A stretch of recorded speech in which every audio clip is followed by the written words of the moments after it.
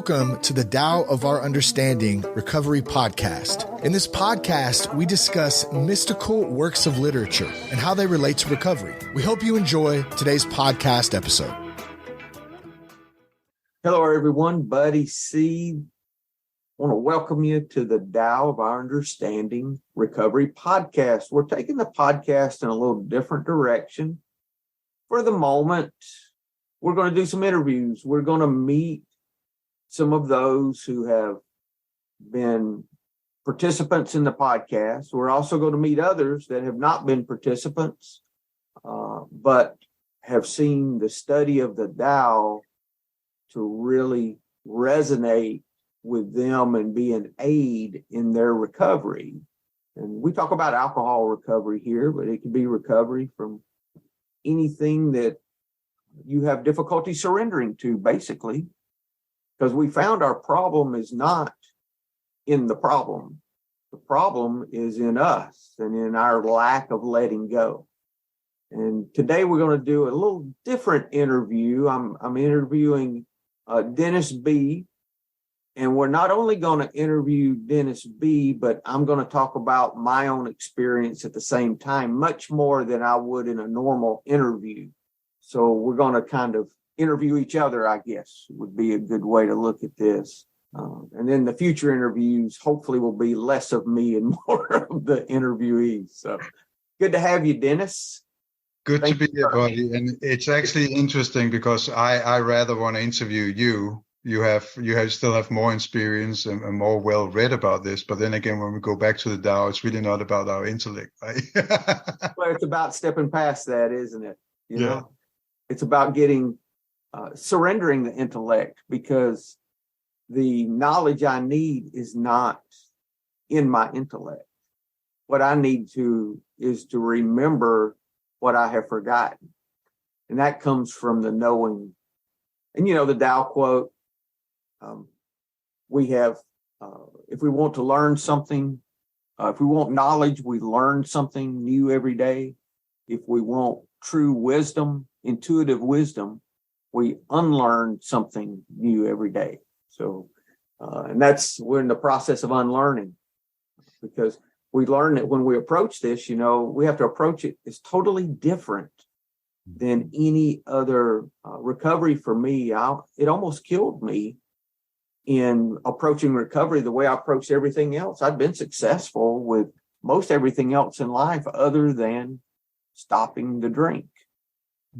And it didn't work. Reading instructions, following the formula did not work for that. How about you, Dennis? Let's talk about some of your background, how you got here, and what that looks like. Give us just a few minutes of what it was like, what happened, and what it's like now. And then we'll get into some questions that are Tao specific. So, let me make one announcement. Guys, if you want any information about us, go to buddyc.org. There's a daily Tao devotion that I'm writing that's there. There's a book there if you want it.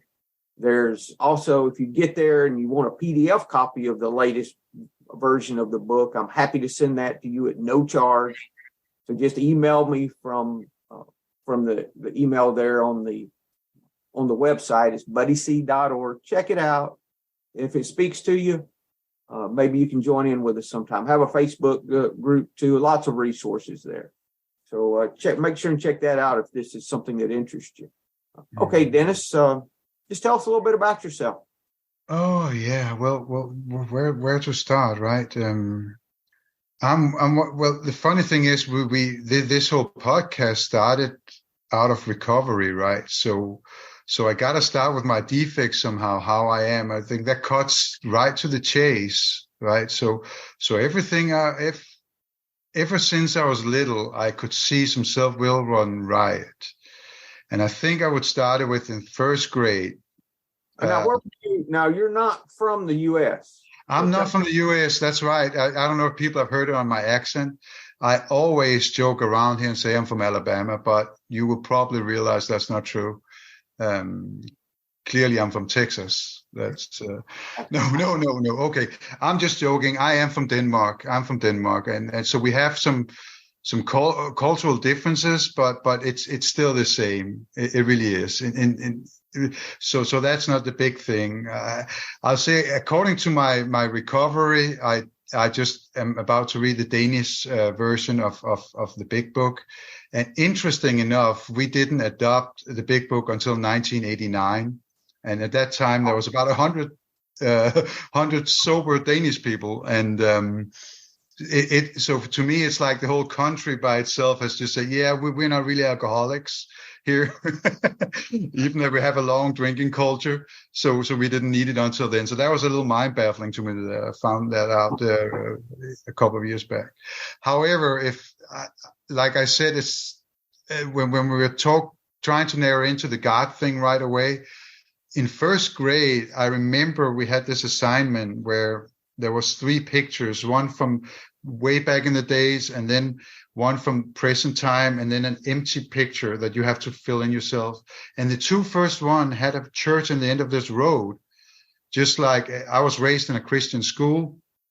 And it was just like they wanted to continue with that church. And this other kid came up and said, hey, why didn't you draw a church in your picture in the last one?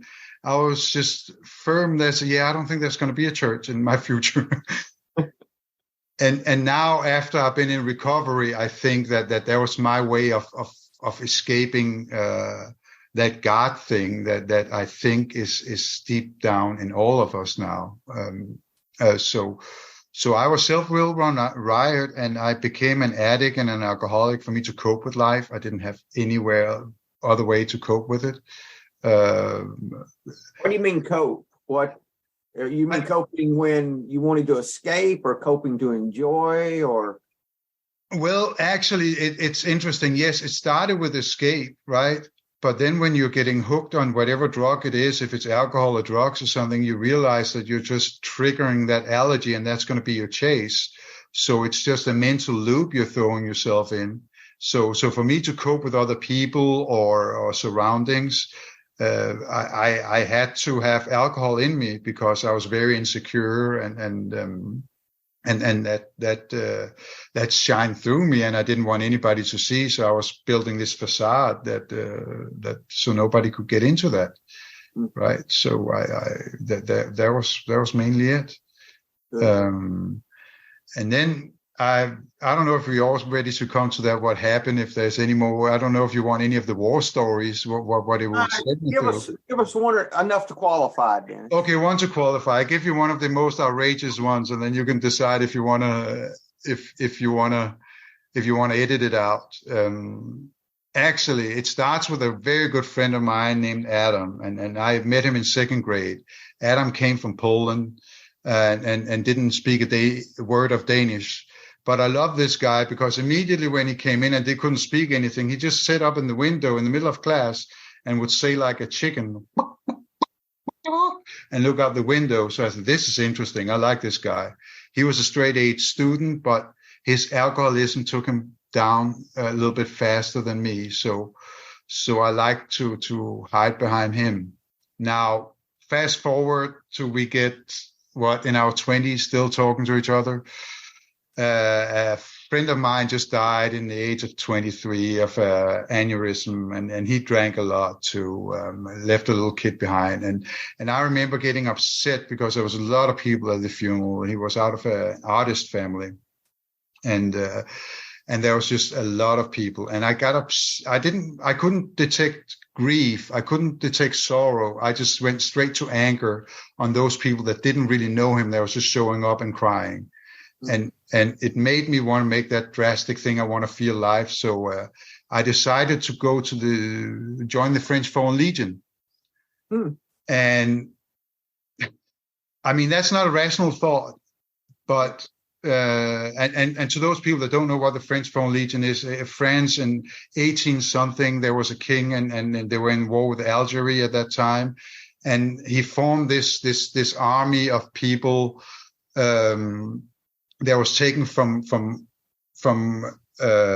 citizens from other countries and bombs and all that for the reason that there wouldn't be grieving widows.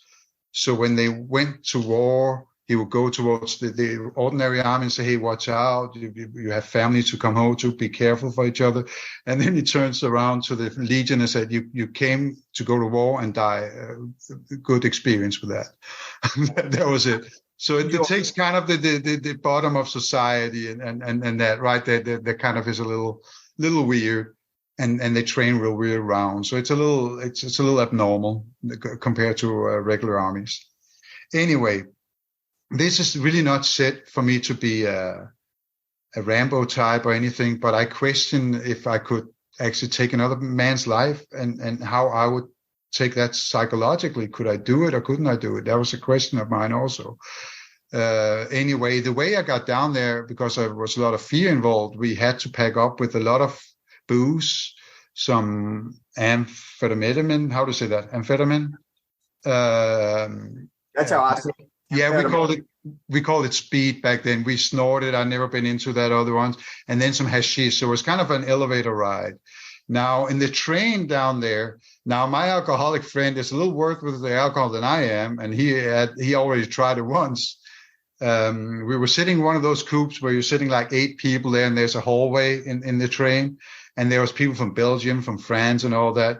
Now, a couple of days later, we have breaking down a CD of a girlfriend of mine and tried to put it into a cassette tape, and she was very upset about that. So she called me up to really yell at me. And I was really, really into we've done a lot of these drugs. So I just looked at the phone. I'm thinking, I'm going to the French phone Legion. I don't know if I'm coming back here. So I sent that phone round to all do you want to hear a mad Danish woman? And while she was complaining, all the other people just heard her complain and laughed at her. Right? It was really disrespectful to this woman, but we just found it fun. And at the same, before I blacked out, I heard my friend saying to his girlfriend standing on the hallway, okay, baby, it's probably not a good idea. I'll get off on the next station. So he went up in the last station in Denmark before we entered Germany.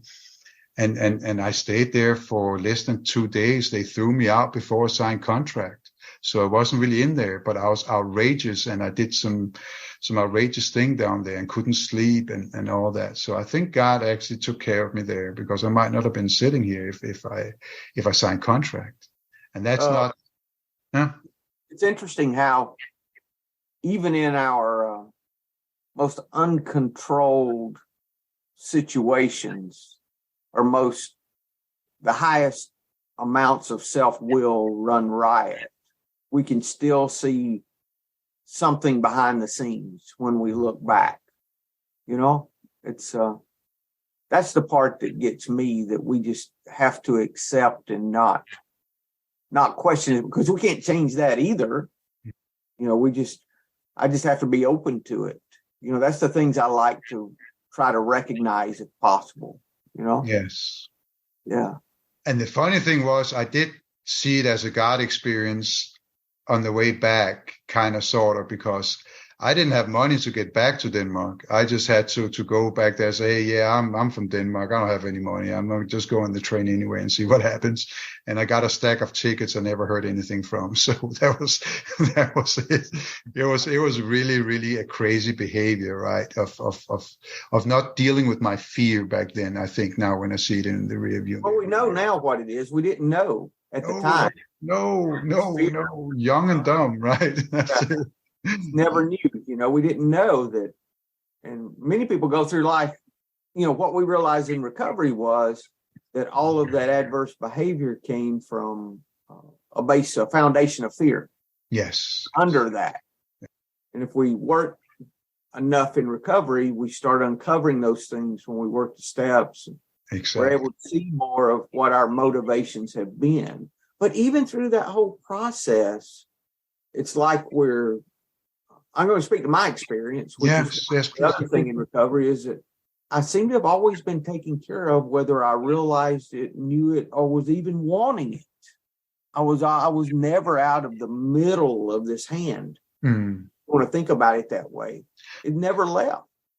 I actually want to ask into that with you, because I think you and I are very different and have different backgrounds. And when I did the way, and of course I don't know you. Actually, I'm working on the set-aside prayer a lot.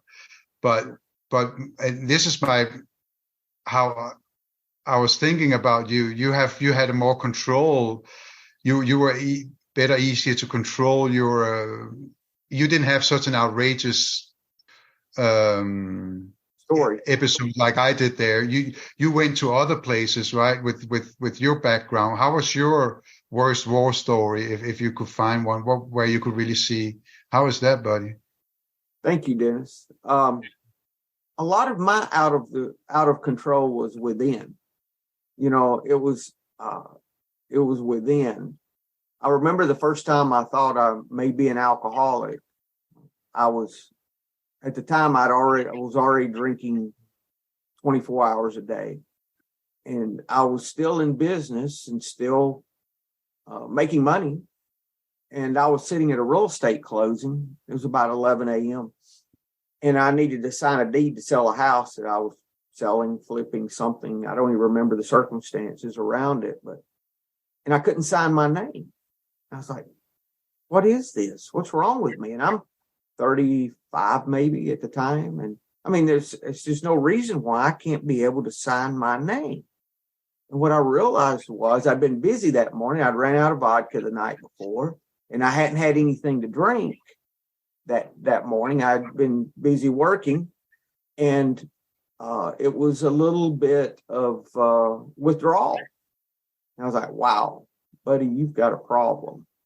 So mine would show up with things like that. Now, as far as big, there wasn't really a lot. Probably the worst one that I can recall was my family was on vacation down in Panama City.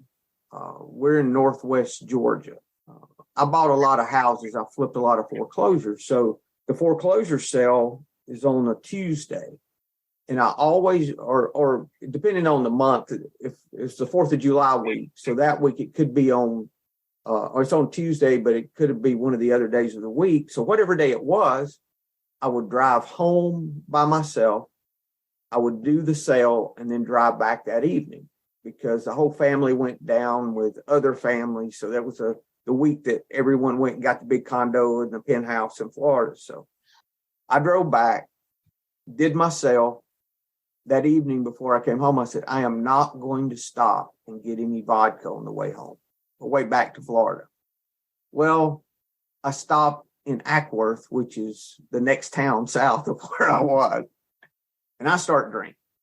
And I drink vodka and orange. After standing out in the sun all day, I start drinking vodka and orange juice at 4:00 in the afternoon on an 8-hour drive or 6-hour drive down. So it's after midnight, and I have a GPS, and I cannot find my condo. Even with a GPS and knowing the area somewhat, I get pulled over. Policeman comes up, and he sees I've been drinking. And I said, listen, I'm just trying to find my hotel. I just need to get to my hotel. Can you help me? And he just sighed, said, yeah, I'll go down here and do this and this. And he let me go. He did not realize how drunk I was. I drank probably half of that half gallon over that, 6 hours, of course, not stop and eat or anything. Mm. And so I get to the hotel, and there are no parking places in the parking lot. So I start, which is totally out of character for me, and because you know me, start kicking the door of the guard shack. I mean, and the guard's on the phone, says, okay, he's kicking the door, I mean, this is not me. I mean, I haven't been in a fight since the 8th grade, and it was with a girl, I don't know how to fight, I'm not going to start doing stuff like that, but I was so angry and drunk that, and I finally caught myself, and I don't know where I parked or what I did, but anyway, I removed myself from that situation quickly enough that I didn't get arrested. So, and I just remembered that how different I was when I was under the control of alcohol. And granted, inhibitions left, but sometimes that's a good thing and sometimes that's a bad thing. So that's my war story. Yes. So that's the one. I've got others, but that's probably one of the most extremes. That's the opposite of what I am as far as personality. Even at that time, personality and everything, that would be applicable. But that's definitely an embarrassing, an embarrassing war story. Yes, that's one of the things. I mean, I had many moral hangovers when I got up, because I was one of those with the alcohol. I was a bench drinker, and then I got scared. So really what got me, that I rationalized, was marijuana. And in Denmark, we smoke it in form of hash. So it got kind of a chemical process. So it's a little bit stronger, and it could make me fall asleep. I have had some traumatic experiences with a stepdad of mine that was beating me a little bit and was mentally abusive. So I had some sort of PTSD. He held me over a railing one time as a kid on a big cruise ship, right? And that kind of gives you something when you're a little toddler. So there has been that. And that's actually, thank God for that program that we both have been involved with, that I don't even know if we should mention it here. Sure, it's 12-step. We're doing this anonymously, so we can mention AA. Yeah. Okay. Because we're maintaining anonymity. So I'm comfortable mentioning the name of the program if we're doing this in an anonymous way. If we're maintaining. Okay. Yes, definitely. It is the 12-step program that has helped a lot. And wow, for that I'm being able to see. So that's actually what happens, right? Now, one of the biggest things that has happened physically. So now instead, when I get into trouble, I've learned not to keep pointing fingers at what's happening out there, but let me go in and see what's going on with me. Why am I reacting the way I'm reacting? And why do I get angry? And why do I do these things? That has been a huge, huge difference. It's a way of living, Dennis. It's not, we both came in thinking, I know marijuana was what was your primary, and then you would drink. And then I know you had questions coming in whether this would work for you, because really your primary issue was marijuana. Yeah. And so would this work? And my experience has been that it's worked for a lot of different addictions, even to the point that, we have, don't we have a marijuana anonymous meeting? Yes, there is that now, from, I think it was 89 or 90 something in California that started. And the same thing, they actually take it directly from the big book and just convert the stories. Otherwise, it's the same thing. Yes. The difference, I think, is I was in some different meetings before I came in. My psychologist had a catch-all. I call it a catch-all meeting, where all of his addictive people came for a meeting every week. And, there'd be all kinds of addictions there, except mostly drug addictions or meth or something like that. And me, I was the only alcoholic that was there. And I got nothing out of no hope that it would work for me, that I could get sober out of any of the stories. And the lady beside me was a nurse, and she was fixing to go to jail for stealing scripts from her doctor and writing Loratab prescriptions. I'm sitting there and saying, how dumb, I'm thinking to myself, how dumb can you be? That you would do something like that, knowing that you're probably going to get caught. And I'm thinking this outside while I'm pouring me a drink in my car on the way home for the drive home. You see, so I mean, I'm the pot calling the kettle black, right? I mean, this yes, and I get that. I have a similar one. I mean, it was on the way home. I was getting a job at Highland Rivers to take care of other consumers that's been down with the flag, and I just celebrated starting there, and I had, I don't know, less than a year, and the requirement was 2 years, so I had about a year, a little less, and I just celebrated the old job with a big bottle of Captain Morgan rum, and still me thinking I can do that because I'm a weed head, right? And then in the middle of all these IT classes, I just had a big handle in my car, and it was just more important for me to go to that big handle and go home and get wasted instead of taking those classes that I needed, right? And then I sobered up again.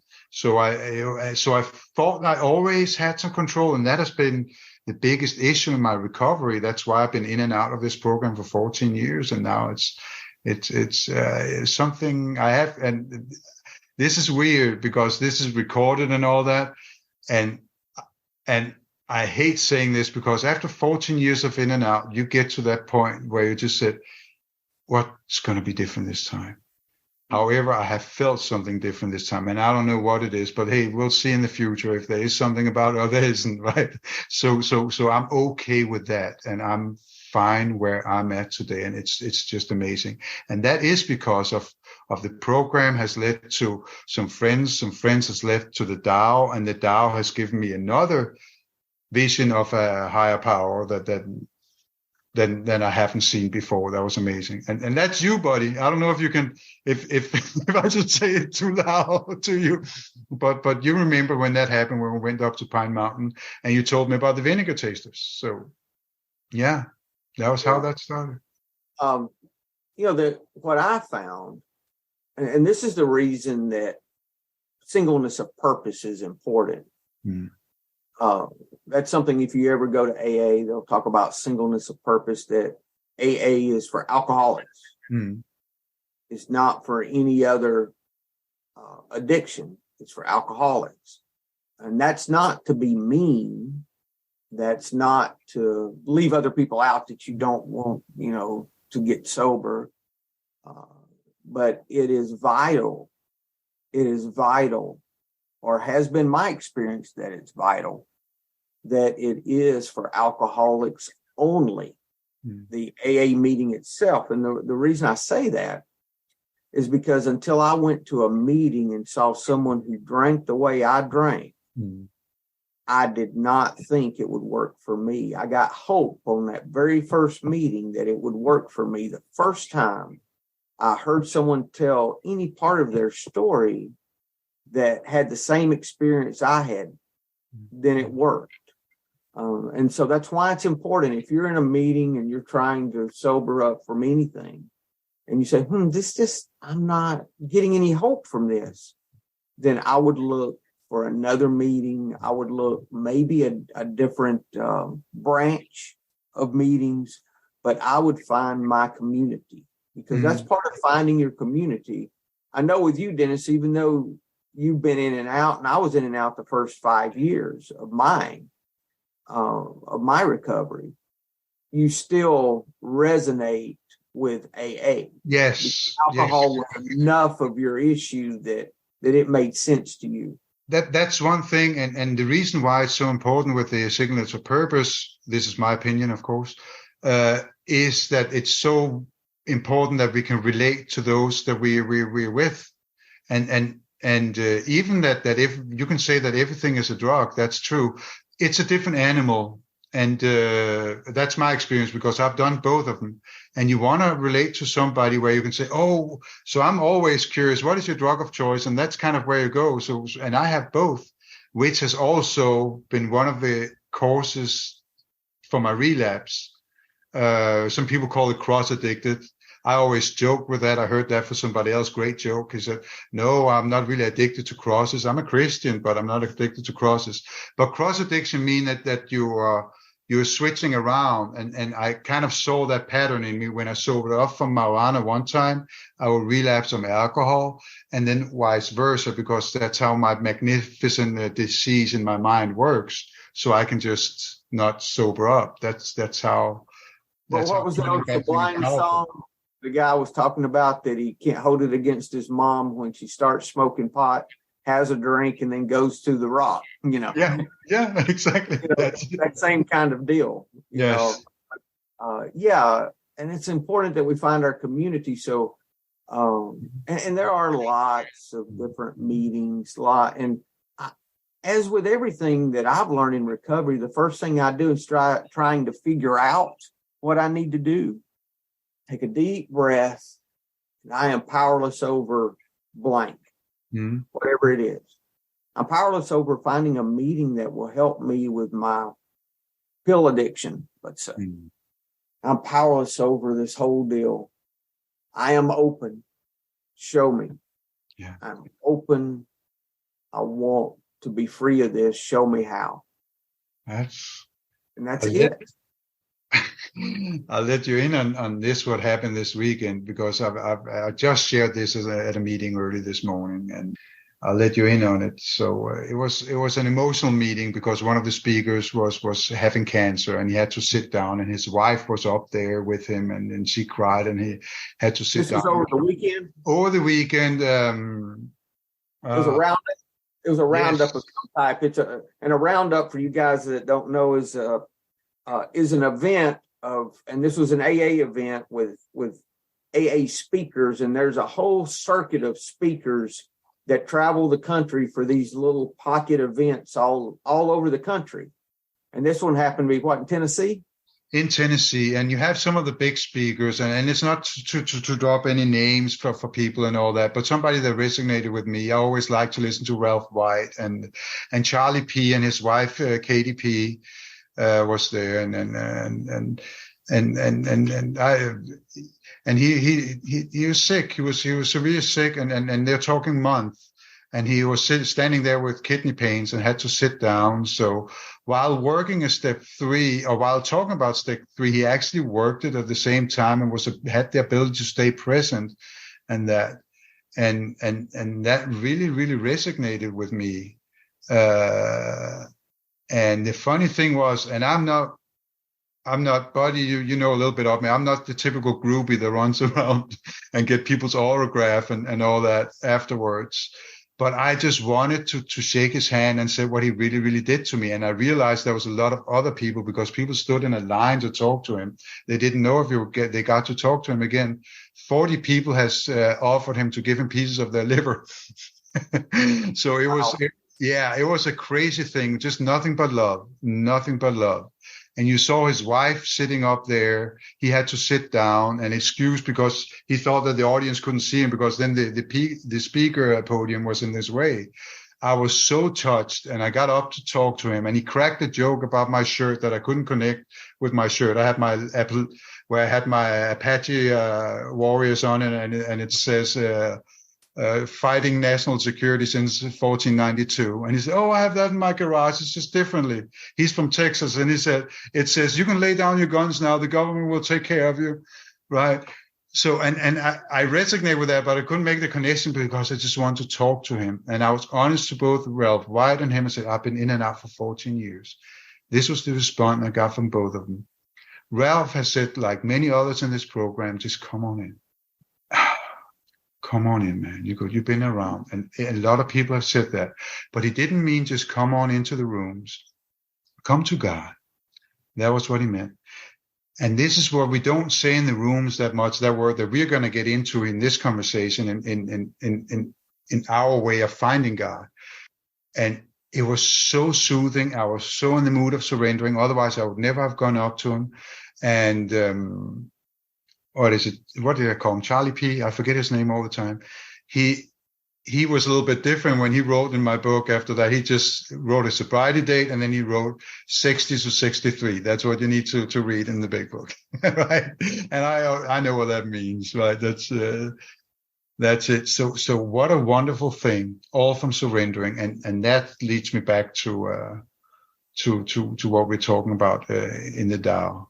Right, surrendering and acceptance, and you have to surrender to get to that point. Let's get to our Tao questions a little bit. Yeah, and we're going to talk about something that we never talk about in meetings, and that is our perception of God. That because in meetings, there's two. If you ever want to derail a meeting, okay, I tried for years, and I found 2 ways. Okay, so some bad seed here, but I'm going to tell you the 2 ways. If you want to derail a meeting, I had a really good meeting that I went to that was always wonderful. And for some reason, I wanted to see if I could derail it with a topic. I tried all kinds of things. And I remember we got on our perception of God. And it was like a fishing story. I caught a fish this big. Oh, no. Well, I caught one this big, that kind of thing. And it went so far off the rails. And I was like, we talk about that we have to have an awareness of some type, but we don't talk about what it is. For a group that says it's essential, but we don't talk about it. It's yours. It's no one else's. That's the opposite of what religion does. I recall in religion, you're given these sets of things that we believe this, our belief statements. We're not given belief statements. We're given steps to work. And in working that, we start believing something. We start realizing and seeing. It's backwards. What is it? We act our way into right thinking rather than think our way into right acting. Yes. Yeah. So we're going to talk about that a little. If this is the kind of thing that, if you're listening to this and this is the kind of thing that turns your stomach, like, oh my God, they're going to tell us what to believe. No, it's like with everything else. We talk about our experience. We don't that's the great thing about recovery. We don't give instruction. We say, okay, you do X, Y, and Z, and then you'll never want to drink again. It doesn't work that way.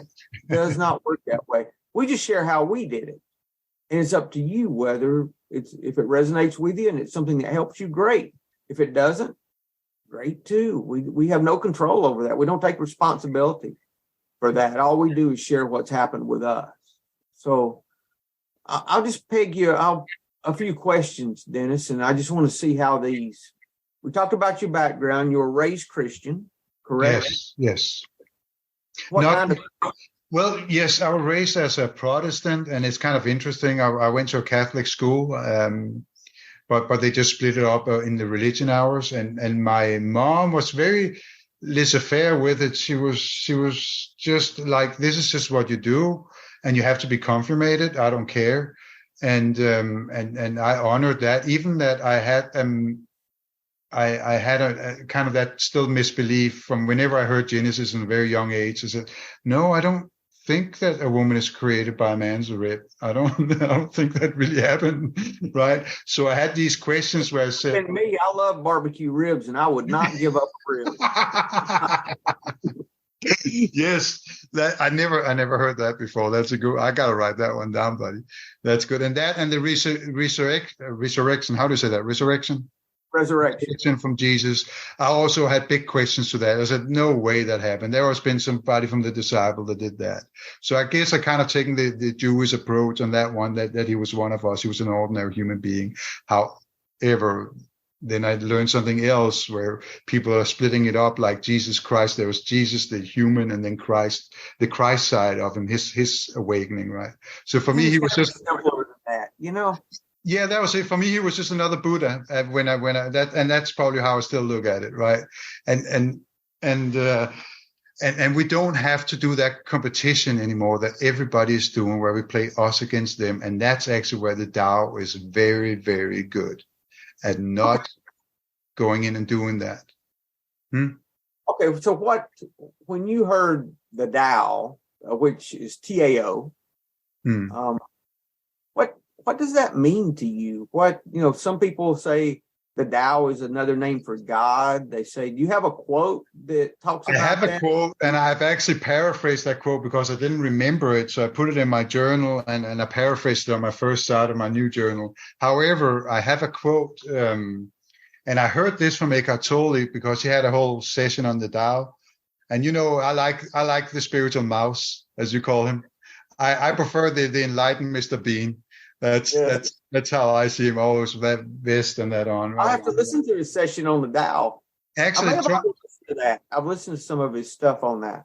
Yeah, and that's good. So here's what I came up with, and this is what still resonates with my belief in a higher power. And it goes like this: there's something formless and perfect before the universe was born. It is serene, empty, solitary, unchanging, infinite, present. It is the mother of the universe. For lack of better name, I call it the Tao. And that's supposedly a Lao Tzu quote. And that can be misinterpreted, and we don't know because it was, what are we talking, 500 BC about, right? Yeah, and for people who've never heard of the Tao Te Ching, It's Taoteching. If we in the West were Easterners, if we were in China, just like in the West or in the U.S. anyway, most people were raised with a Bible in the house, or at least know what the Bible is. They have just some cultural knowing of what the Bible is. Well, in China, it would be the Tao Te Ching. It's the second most published manuscript globally, only surpassed by the Bible in publication. I didn't know it was the second. Huh. Second, yeah. Only the Bible has been published more than the Tao Te Ching. Huh. And there's lots of different translations. If you go to buddyc.org and look in our resources, we've got a store link, or got a link where I've put a lot of the different books we use, and you can go from that link to Amazon. And anyway, anytime you want to help us, by the way, click on one of those links first, and we get a commission off of everything that you purchase. So if you want to help us with what we do, just keep one of our links on your desktop and just start there when you start searching on Amazon, and you will help us. Just a little side note. But one book we have in there is the Jonathan Starr commentary. In his commentary, it's like a Greek. If you're looking at the New Testament, the concordance that has the Greek word and all the different meanings of the word, so you could kind of build your own verse meaning. You can do the same thing with the Tao Te Ching and Starr's commentary. And there's a link there for it if you want to purchase it. It actually does the same thing. So it puts all of the text, the Chinese text with all the different words, and they changed the Chinese language. My understanding is about 500 AD. So it changed. So it's not the modern Chinese Mandarin, I guess, that they have. It's an old language. So it's even more, more difficult to translate. So there's lots of good translations, but that would help you if you wanted to dig a little deeper into the language. Well, that's it. The Tao would probably say it's not in the translation anyway. It's never in the words, Dennis. It's in the knowing that comes from the words. And I've heard it described so many different ways. The words are the finger pointing at the moon. Yeah. The words are not the moon. And the Bible even says that that men have a form of godliness, but have denied the power thereof. In other words, these words they've thought which were so important, they're not. It's the knowing that those words bring. That's what's important. Same with the steps and everything else that, it's like with music. What makes music? Not the notes as much as the silence between the notes, because if there were no silence there, it would not be music. Same thing. I actually want to jump in here, buddy, for those people who's not alcoholics or addicts and are not familiar with the 12-step program, is that it's vitally important that we find a belief in a power we might or may not understand, because we are self-will run riot. And back to Carl Jung, he was the one that actually told a guy named Rawlings that there was no human help for him. He was such a bad addict and alcoholic, and he needed something else, which I assume that when you're a psychologist, you're big into science, which is always interesting to me. So I just want to throw that out there for those people who don't know. And that's why we have to, because otherwise I'm very science oriented and pride myself by calling me an agnostic, because I love not knowing, because I know I'm going to take over and I think I know something. And this is what I learned this weekend, buddy. I don't know if you heard this before. You probably has. I'm pretty sure you have. And it's so interesting, because sobering up an alcoholic, that's the easiest part. Stopping him from playing God, that's way worse. That's hard, right? Yes. Because that's what we learn. We learn just to play our part. And the Tao so wonderfully describes that in all the all the different quotes and text, because there's 81 verses in the Tao Te Ching, and you can read them in no time at all. You can use them even as a devotion and start over again with the first one if you wanted to. But it teaches you things like the man of Tao stands on what is already moving. See, it's about noticing and letting go more than it is about creating. Because I found in my life, the more aware I am, it's not about working harder and doing better or trying. It's about really the opposite of letting go, so I can see what's already there for me that I'm not even noticing because I'm trying to run the show. Yeah, exactly. Have you caught yourself in that sometimes still? That sometimes when you're talking to somebody, you're not really paying attention. You're just thinking about, oh, he said something that I can relate to. Let me think about how I'm going to formulate that out. So you're missing something of what's being said because we're just really focused on, oh, what am I going to say? Because that's really more brilliant than whatever you have to give me.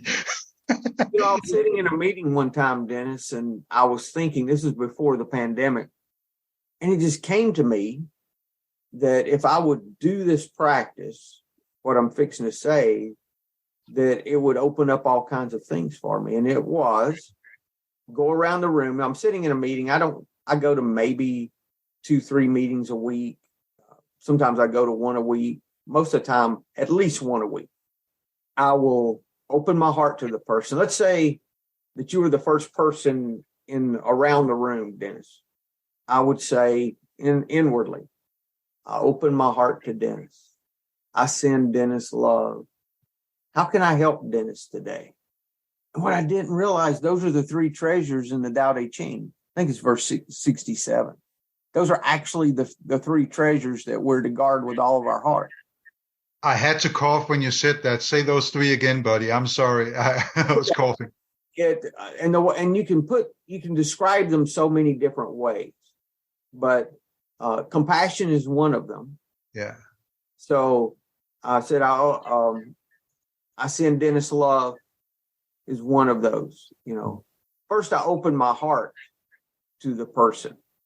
And one of the other treasures is humility.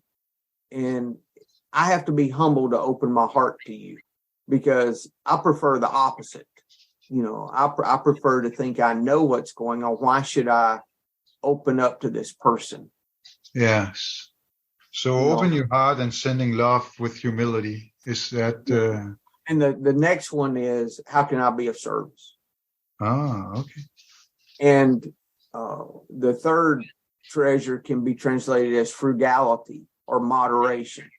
So you could line that up any way you wanted to, but those 3 treasures are included in those 3 statements.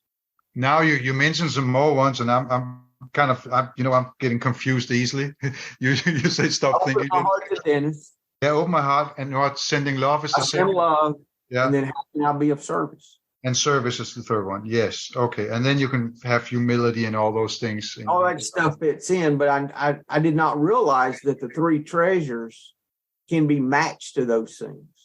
That's very similar to this 12-step program also, right? The legacies there. Yes, exactly. Yes. Because it's about, what do they say? Unity, recovery, and service. Yeah. Unity, recovery, service. Yeah. Discover, uncover, discard, all those little phrases that we have. Serve God, clean house, help others. They all have those elements of surrender and cleaning up, then going and helping others. And helping others does not have to be something huge. It can be as little as holding the door. It can be the intention to be of service even. How can I be helpful today? I want to be helpful. That's it. That's it. That's good. Not saving the world. It's putting you in a position so you can help save the world. One person at a time, one action at a time, in the next moment. I actually, before we get to the next, we're actually only down to the second question here, I think, right? Has your view on the high power chain since you started your recovery journal, and how similar is your present high power to the one you grew up with is what we're touching on now. And so how did you get in touch with the Tao? I know it was through the vinegar tasters, like you told me. That was and that made sense to me. Can you please tell the vinegar taster story? I think it's important. Yeah, thank you. And also the vinegar taster story, you can read that on buddyc.org. I put the different parts of the book there, and I think it's in the preface. So look for the preface in the book parts, and you can read the story. When I've been sober a little while, Dennis, I realized I was still lacking something with this higher power connection. At the time I didn't meditate yet. I would read, just a few minutes a day and do a simple little, blessing for me prayer, kind of thing that we're taught. It was just still all about me. I didn't know what to do. I knew something was missing. So I started looking. I read the Nag Hammadi all the way through, which is this huge book with it's like reading the Bible through, more or less. It's all the Gnostic writings that weren't included in the Bible. So I read through all of those. This is a 2-year process. Okay. So I read through all of that. I started looking into Buddhism and looking into anything else I could find. The Cloud of Unknowing, all these other books, spiritual in nature, I started looking at. And one day I came across this painting of the vinegar tasters. And I was not aware that years ago they used vinegar for all kinds of medicinal purposes. They'd have, and they'd flavor vinegar in different ways. So they had vinegar tastings where they would come and taste the vinegar, like you'd have a wine tasting, I guess. So it's a metaphorical meeting between Confucius, Lao Tzu. Of course, we know about Confucianism. It's much like the Proverbs in the Old Testament, the book of Proverbs. If you do the right things, then the right things will happen, kind of thing. Lao Tzu, who is attributed to writing the Tao Te Ching that we're talking about, the Tao, and Buddha. So this is a metaphorical meeting between the three. They were all actually thought to be alive at the same time. So it's not impossible they could really have happened, but not likely. So they all were at a vinegar tasting. And they were all responding to the vinegar tasting in a way that relates to their belief systems. So first was Confucius. He tasted the vinegar. He spit it out and said, wow, nothing spiritual at all. Why would anybody taste something so vile? I don't see the purpose or the reason behind this. Buddha tasted the vinegar. He said that we suffer because we would like the vinegar to taste different. We suffer because of our attachment to things and, all of that, going into all of his deal. Lao Tzu tasted the vinegar and he smiled. He said, it's vinegar. That's how it's supposed to taste. What's all the hoorah about? Yeah. Acceptance, in other words, right? Acceptance. Yes. And if you're new to recovery, acceptance is a huge part of recovery. And when I accept things as they are, I start working toward the point that I quit playing God. So that's the whole aspect of that. And I find peace and joy. And I know this from personal experience. I find that peace that I'm really looking for, not when the situation is different than what I want. It's when I accept the situation as it is right now in this moment and stop fighting it and surrender to the moment. Okay, that's when I really have the peace that I'm looking for. It's not in changing it. Now, granted, there may be some things I can change. That doesn't mean I change nothing. But in this moment, I can change nothing. Mm-hmm. Nothing I can change right now. It's like a film strip rolling through. When I see it, I'm on. The next ones are coming. Now, I can change the ones coming up, maybe not. But I can not evaluate those until I take the moment itself and stop fighting it. If I'm busy fighting the moment, I'm not going to be able to see what I can change or not change. Mm-hmm. So that's the vinegar. Which leads you back to I'm standing with what's moving, right? Yes. That's good. I'll let the mud settle. Another really great one, I think, that's very applicable. is another quote. Can I allow the mud to settle? Like you've got I think of a Tupperware tub of muddy water is what I think of when I see this. Can I allow the mud to settle so the right answer appears by itself? I'm like, wow, all I got to do is stop fighting and then I can see clearly. Mm. That's all I have to do. That's the problem. I thought I used to have to create the answer, but I don't. I just have to stop fighting. And my experience has been the answer's there already. I just can't see it. Mm. So that's how I started looking at the Tao. From there, I said, oh, this is just acceptance. Let me go and see what else they have to say. So that's where I started with it, Dennis. Mm. That's good. That's good. What's your favorite quote? Do you have or verse? Do you have one? Because I couldn't find one. I have to say that it depends on where I'm at the given time, or just what hits me. I would love to read the second one out of Stephen Mitchell here. Go ahead. It was just because the first one is a little deeper than the second one, I think, and it actually explains about the Tao, the first verse, I think. So now I got to watch out. I have my reading glasses on here. They're a little different. Okay. So the second one in the Stephen Mitchell verse translation says, when people see some things as beautiful, other things become ugly. When people see some things good, other things becomes bad. Being and non-being create each other. Difficult and easy support each other. Long and short define each other. High and low depend on each other. Before and after follow each other. Therefore the master acts without doing anything and teaches without saying anything. Things arise and she lets them come. Things disappear and she lets them go. She has but doesn't poses. She has but doesn't poses. Acts. Yes, but doesn't possess. Oh, that's what it is. There's two S's there. That's right. She acts but doesn't possess. Acts but doesn't expect. When her work is done, she forgets it. That is why it lasts forever. That's a beautiful one for me. And it is described in poetry. It's in the introduction. And man, that hits home with me. It leads you back to nothing. So that's why it's so close related to Zen, Buddhism. Right? Well, Buddhism came out of Taoism is what they think that Taoist thought was first with that. And then that's interesting. Yes. I've read some on that. So that's what I read.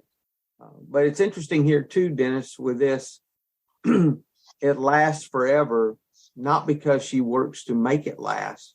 It's because she doesn't try to make it last. She forgets it. Mm. She accepts it for what it is, because the problem is if we're not accepting, we're full of expectations. Yes. But we're unhappy if things aren't turning out the way we want them to be. Yeah. That is so. I fall short for that trap. I want the validation when I'm done with the work, with the job, right?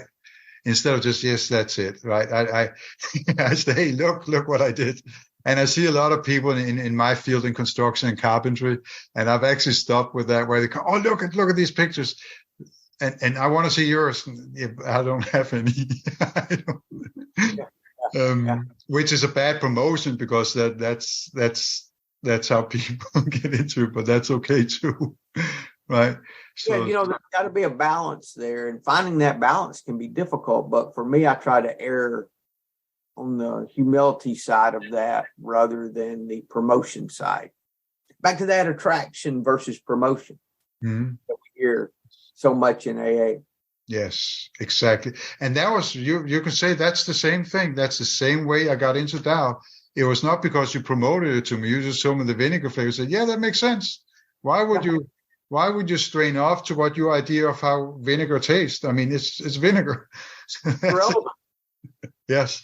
I called short for that because this morning it was cold outside here in Georgia, and I just came up from the Appalachians up in North Tennessee, and it was 20 degrees. I didn't have clothes for it. I didn't think about it. And then I'm coming back, I'm ready for some summer yet. And I made a joke outside where we have our meetings. I rolled down the window and I said to the two that was talking, if you two could just stop talking and bring some warm weather, I'll be fine. And this girl just says, you know what? I would pray about it for you, but it's really out of my control. So here we go again, right? And it's the same thing. It's just cold. That's what it is, right? Yeah, I need to throw on some clothes. Would I like it to be different? Sure, I would like for. I like to be in shorts right now, but I'm not. I'm not. But yeah, just accepting the moment for what it is. We also have Stephen Mitchell's book with a lot of others in that link. If you're having difficulty finding it, buddyc.org, look for the bookstore link. It's in the menu. Dennis, I don't have a real favorite. I just like it all. I like all 81. I mean, there's not one where you say, yeah, I could do without that one. I like them all, and I like the ones that we found in the Chaucer too. That man of Tao stands on what is already moving is from the Chaucer, who was a student of Lao Tzu. Mm-hmm. And so that's one of my favorites. And then allowing them, actually, I quoted two of my favorites this morning. Mm-hmm. Oh, actually, I haven't even read them yet. I got up late. That was what I said. I hadn't meditated yet before this meeting, and that's my go-to. Yeah. Actually, an interesting thing just happened, buddy, because I was going through. I marked in your book, and I gotta say, I gotta tell to those guys that don't know that you actually wrote a book about what do you call it? Interpretation. Is that interpretation? It's what those verses meant to me, and your recovery, right? So and it's called Powerless but Not Helpless, and can also be found on your website buddyc.org. And I can highly recommend it if you're in recovery, because that is, you relate to the steps and you relate to recovery. Now, here's the thing I want to get to, buddy. I just told you my favorite quote from Lao Tzu. I don't know if you remember it, but you're going to edit this so you might go back to it. And then I'm going to jump up to verse 25 in your book that says love.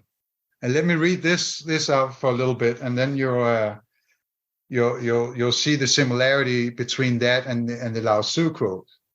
There was something containing everything before the world began, empty, complete, unchanging, tranquil, formless, ever-giving, and in constant motion without effort. This something permits. Let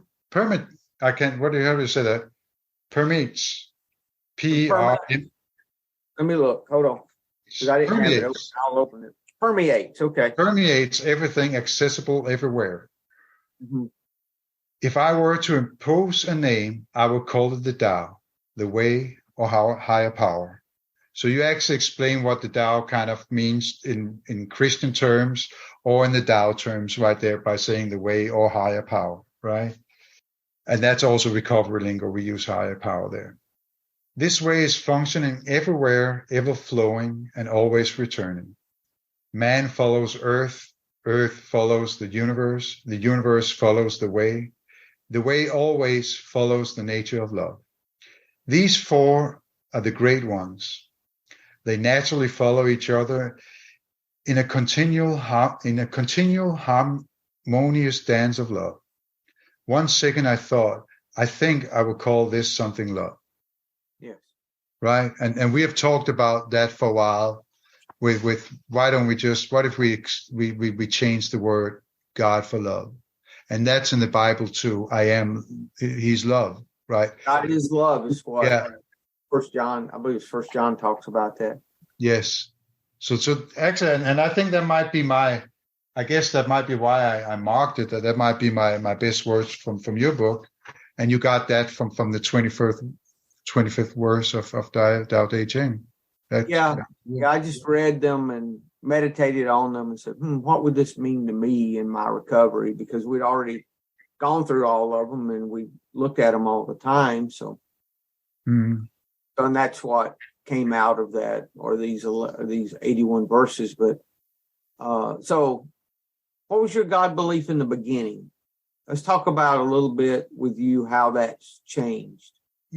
Like from when, let's say middle school, grammar school, whenever you first had this idea of God, what did you think God was? What did that mean to you? From middle school. How old are we in middle school? We gotta take this over to Danish terms. So middle school, you're like 12? When we were 8 or 10 years old is good. Okay. When you were a kid, a younger child. I didn't believe in God when I was 10, Bryson, which is kind of funny. I was the one that was making jokes whenever we went to the audience to do the morning psalms and prayer in the morning. I would strain away from it because I already had that kind of doubt to Genesis, and there was some other parts of the Bible where I said this can't be true, because I never bought into the mysticism for some weird reason. So I kind of guess I was an agnostic back then. I knew there was something, but I didn't know what it was. And a funny thing, when I was a kid, I always did this thing. If I could push myself physically by doing these things, my inner prayers that I just called thoughts would come true. So I did all these silly little things, and I don't think they always came true or anything. It was just like that.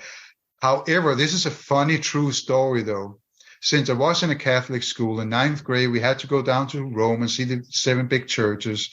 We got a special tour in St. Peter's Church and all those things. And in Forum Romanum, they have this black rock. And I might be wrong about this. If somebody want to quote me and correct me, please do. And I don't know if they call that black rock Laptis Nikas or something, but that name is just stuck in me. And for some reason, they had that rock there. And if somebody stole anything from that rock, they would be haunted by all these kind of bad luck and all that for the rest of their life.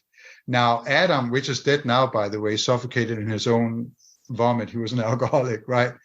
We stole a little piece of this rock, both of us, and made fun of it. And when we were sleeping at night, we were lying there robbing this rock. We were like 5 or 6 people in a room, and some of the other guys got in an argument, and we just laughed at it and had a little fun. Then we got scared. So we thought, hey, we got to return this, but we're not going to go into Forum Romanum again. So we passed by where Forum Romanum was, and there was this big brick fence. So we threw them both in the direction where we thought that rock would be, and we got scared.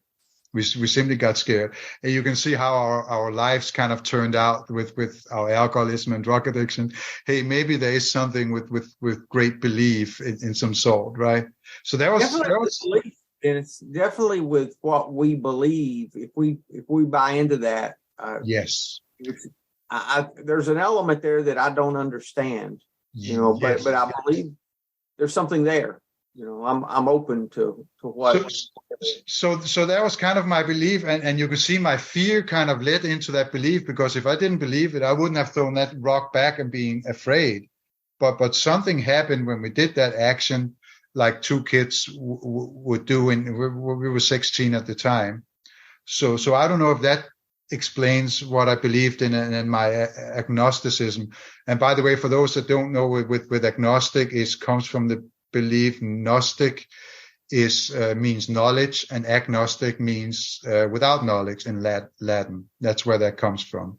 So an agnostic, the difference between an agnostic and an atheist is the atheist believes there is no God. The agnostic says that we can't prove there is or is not a God. Yes, and it's actually interesting. I listened to Ricky Gervais. I really like. He considers himself as being an atheist, but he says that you cannot really be an atheist without being an agnostic, because atheist has to come to the term, and I'm talking about the Big Bang now, that we have not figured out what it was in those crucial moments. They know kind of seconds and moments after what happened there, but they can't explain what happened there. So they always lead back to I don't know. And if you go back to I don't know, then there has to be some agnostic in atheism, right? And then Gnostic, not agnostic, but Gnostic is a belief that's experience based. And so what we learn in the steps and what we do is an experience-based belief. That's the way I understand Gnostic to be. So it's definitely what we do is based on not what we're told to believe or not what we should do. We don't should all over ourselves if we can help it. It is what someone else has experienced and shared with us. Oh, okay, let me try what they did, see if it works for me. Yes. Gnostic, and you have St. Francis and Mother Teresa in that category with Gnostic belief, a personal experience and a direct contact to that higher power. Okay, so this higher power. So when you came into AA, did you pray to a God or did you ask for help? How did that work? Oh my goodness, buddy! Like I've said, and like I said, I couldn't grasp the God concept so much. So in the beginning, I came in with anger and frustration. And for me, I remember my first higher power when it was said, you got to find something. It was an angry little dwarf looking down at humanity and say, oh, look at how silly they are down there. They don't know what they're doing. That was how I started. That was when I got in and tried to sober up first time. An angry little, I can't say midget anymore, but I can say dwarf, I heard. We don't buy into that. You can describe any way you want to describe. Oh, yeah, it's hard to be canceled when you don't care. I cancel culture, so they can't really cancel me, right? That's it. I want to be considerate and I want to be politeful, but yes, I have to tap into the person who came up with that. I guarantee you, it was someone that middle-aged white woman. Yeah, we've gone too far. Let's stop. Don't leave the political out. It's not about political. So my fault. I took it there. Okay. No. Okay. We got out of track here. I don't know. Did that explain enough that was what happened and then it changed? Now, so you're looking as God is love now is how you're looking at God. Is something external of you or is it internal to you or what? How do you see that? Love. And that's, before I go in and say that, yes, God is definitely love, I have to say the two differences between the love that I understand. First, there is the romantic love, and that is when I want another person. That person makes me feel good. We're talking relationships, partnership, whatever it is. I want that person. That person makes me feel good. That's the romantic love. Now, true love is when I want that other person good. And I want that person good without me being involved with it. That's true love. And for that reason, yes, God is love. Also, I see God as empty. So if I had that choice today with those pictures, and there was the before pictures where I saw the church, which was all good and all that, I wouldn't do anything with the last picture. It just is. It just is.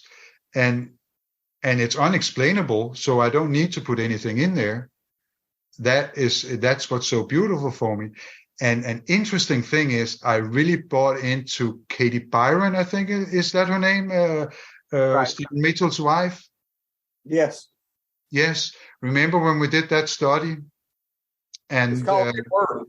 And all you have to do is Google Katie Byron, The Work, and all kinds of things come up. And yes. Lots of free things that she has on the internet that you can use off her website. Yes, and she really nails it on the head when she says, I'm falling in love with what is, right? Yes. This present moment, I'm falling in love with what is. I don't need to change anything. I just am in this. And that goes back to I'm standing with what is, a lot of Tao quotes and that is beautiful. Cannot be explained in any other way or better, I think. So that's where I'm at now. Good. Also, too, we did some podcasts where we went through Byron Katie's paperwork. So if you look back through our prior episodes, you can find that. Oh. They're like, what, 2 or 3 that we did? Or maybe a whole month's worth. I think it may have been 4 that we went through her work that she gives for free on the website. So you can get some of our, if you want to listen to that, and we did that in a group. So yes. There were several people talking about their interpretation and how it spoke to them. Okay, before we wrap up, so you're looking at God as love now. So the Tao, do you think the Tao is just another name for this? Yeah, he says a lack of better names, so the name really doesn't matter.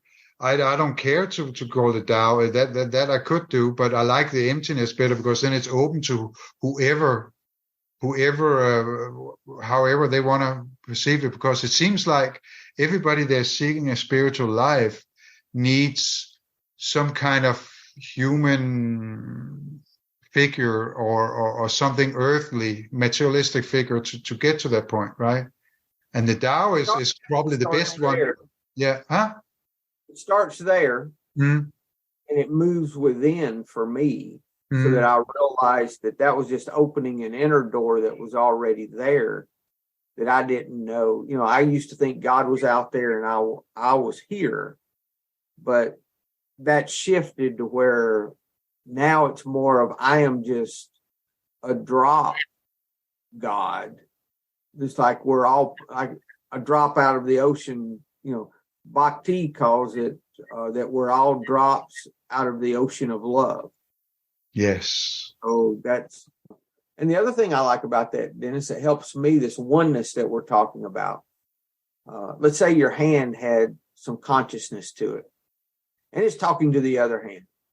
It's going to say, you're not going to believe what happened to me today. Without no effort on my part, I was sitting at this table, I picked up a fork, and I started putting food into this mouth. This mouth did nothing for me at all. I was the one doing the work. I was putting the food in the mouth, and later on, I felt better, and I don't know why.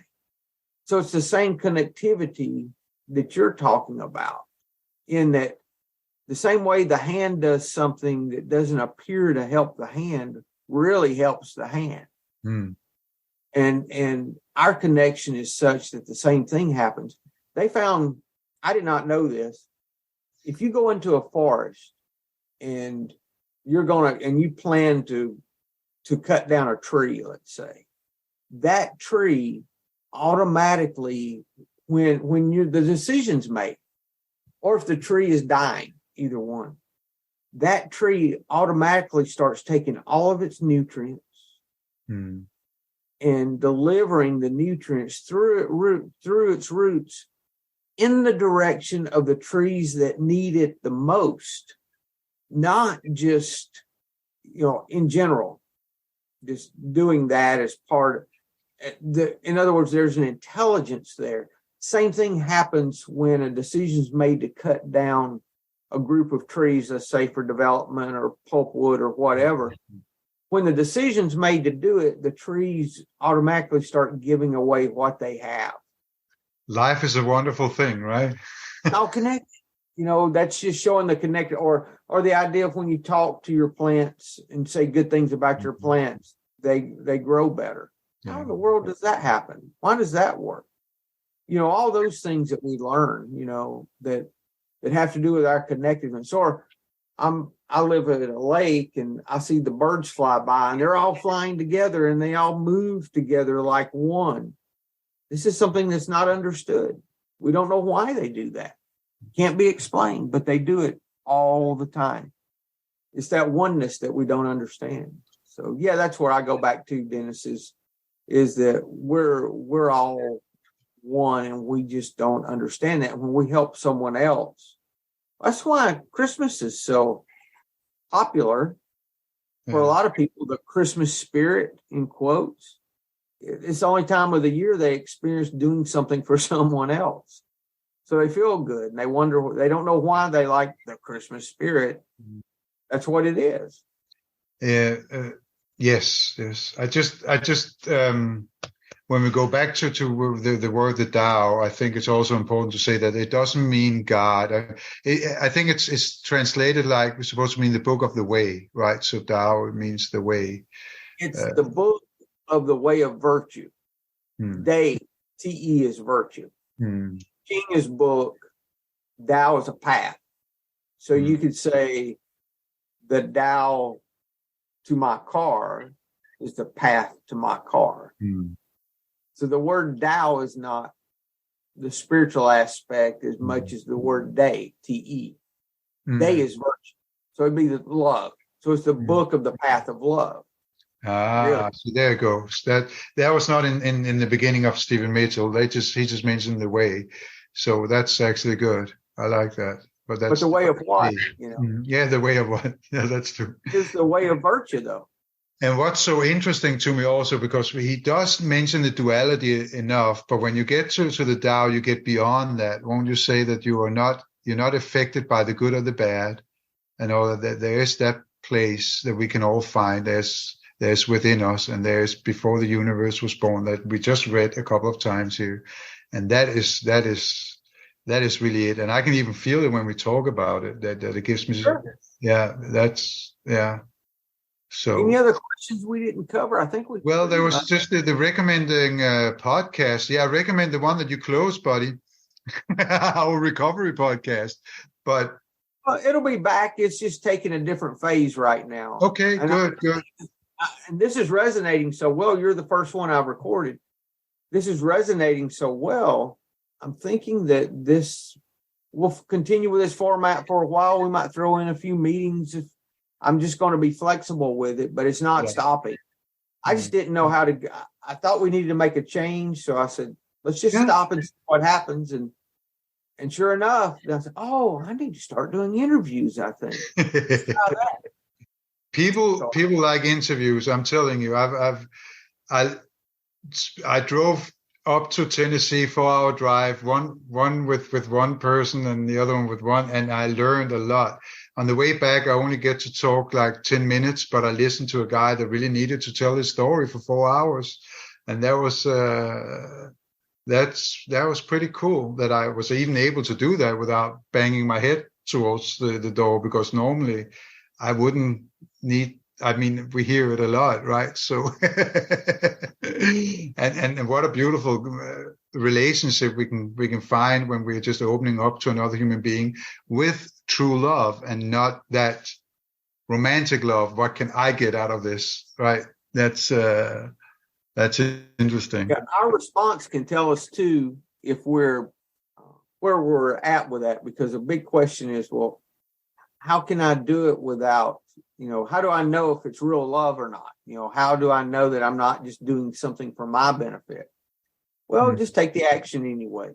Yes. And you'll know from your response to the action as to what your motivation is, and keep doing it over and over. And you'll eventually realize that you're doing this from a good motivation, because it grows, it builds. It's a practice, like everything. That's it. So you which learn one? to experience that. So I actually read, because you were the one that's going out. I listened to another podcast. I can't remember the name of it. I think one of them is a doctor, right? But you know more about the Tao podcast to recommend. What kind of podcast do you recommend to others? My favorite podcast is more of a meditation podcast and it discusses Satmat, which is a meditation based. I think it's Hindu, a version of Hindu. It's Spiritual Awakening Radio, James Beam. And I like listening to that. I have a lot of different podcasts. Tao recovery, I don't have any that I can send you toward. There's a couple of Zen podcasts, the Zen of Everything. I like that. And then I like, what's Dr. Totten and Yes, that was the guy I was thinking about. I don't remember what it's called. It's on our list. The Tao of Our Understanding. No, that's yours. The Tao of Our Understanding. What's this Tao all about? Yes, that's what it's called. And they're not doing as many episodes now, but they've got a good history of episodes there, and they've got some different things that they do. So I would check that one out and get in the middle of your herd. Yeah. And if you don't know what to do, just I speak out loud. I don't know what to do. And I just sit until I believe I do. Yes.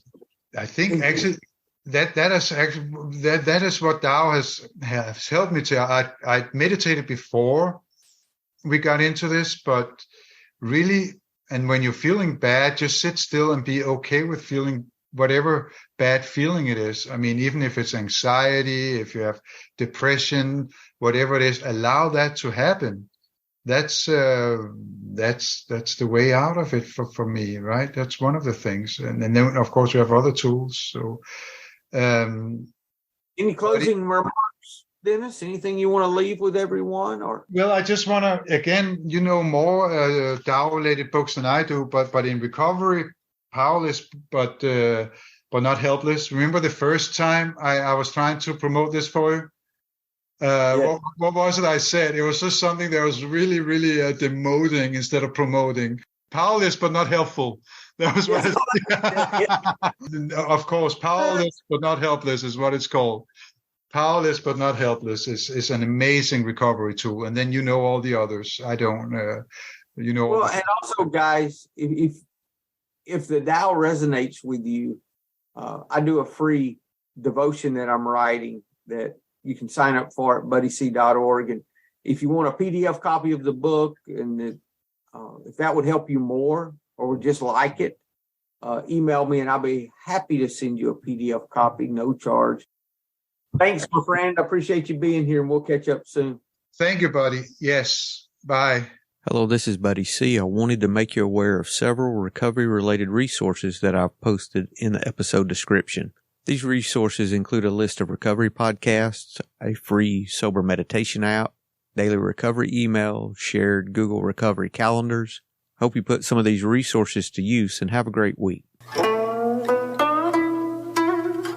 Thank you for listening to the Tao of Our Understanding Recovery Podcast. If you enjoyed this episode, please share it with your friends in recovery.